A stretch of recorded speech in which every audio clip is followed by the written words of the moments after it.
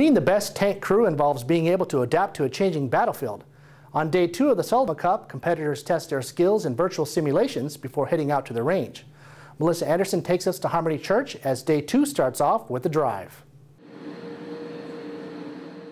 During day 2 of the Sullivan Cup, competitors were put to the test on simulation devices. One was the Common Driver Trainer, or CDT, which is a motion-intense simulator that puts its users in the driver's seat of an Abrams. The simulations play a very big role in the war taking place on the modern battlefield. For instance, in the simulations, we have everything from IEDs, improvised explosive devices, to civilians to take into consideration. The driver is expected to react to the scenario appropriately, and mistakes result in point deductions. Going off the road, speeding up or slowing down, or even cutting a corner. Or it could be as bad as running over a civilian. All these are graded by the computer itself.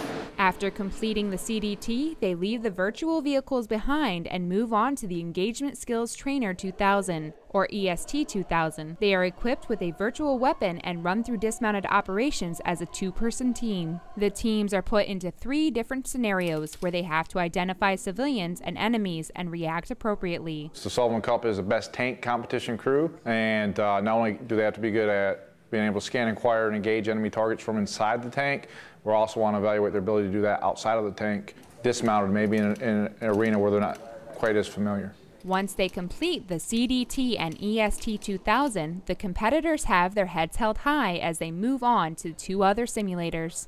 I think that most of our points are going to come from these events and definitely going into gunnery. That's where we're going to try to make our money at.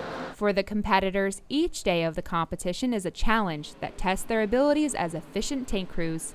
And whether they win or lose, they all know they are setting the standard of excellence for the Sullivan Cup competitions of the future. I'm so excited to be part of the first Sullivan Cup. I mean, no matter how we do, even though I know we're going to do well, I mean, we are part of history, and I'm just so happy to come here, be the best of the best. It's an honor. Melissa Anderson, Fort Benning TV.